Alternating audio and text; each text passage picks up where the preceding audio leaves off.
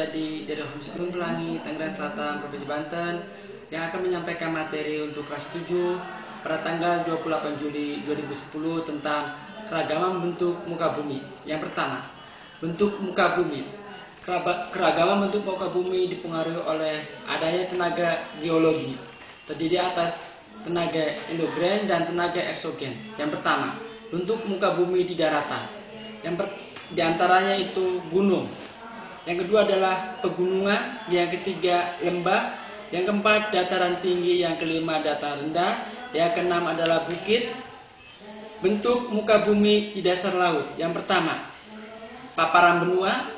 Yang kedua, continental shelf. Yang ketiga, punggung laut. Yang keempat, lubuk atau basin laut. Selanjutnya, palung, gunung laut, dan ambang laut.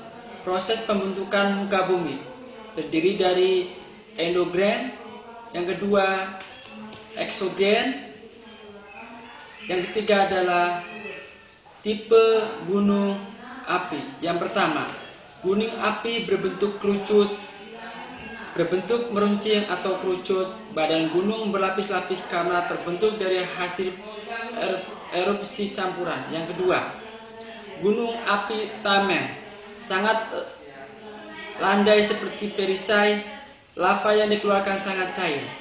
Yang ketiga adalah gunung api Corong. Letusan hanya sekali, material letusan membentuk tanggul di sekitar kepundan sehingga terbentuk danau. Tanda-tanda gunung akan meletus, diantaranya yang pertama, terdengar suara gemuruh dari dalam gunung, suhu di sekitar kawah naik, sumber mata air mengering, tumbuhan di sekitar kawah mengering, sungai terjadi gempa halus. Yang selanjutnya dari tipe-tipe gunung api, bahan-bahan yang dikeluarkan gunung api saat meletus diantaranya bahan padat seperti pasir, debu atau abu. Yang kedua, bahan cair. Contohnya lava, lahar panas, lahar dingin. Yang selanjutnya adalah tanda-tanda gunung api padam. Yang pertama, semakin menguatnya gejala ekshalasi.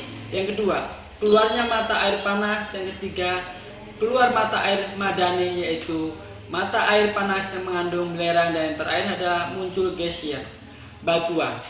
Batuan terdiri dari batuan beku dan batuan sedimen. Yang pertama, batuan beku terbentuk karena magma yang keluar akibat proses pendinginan.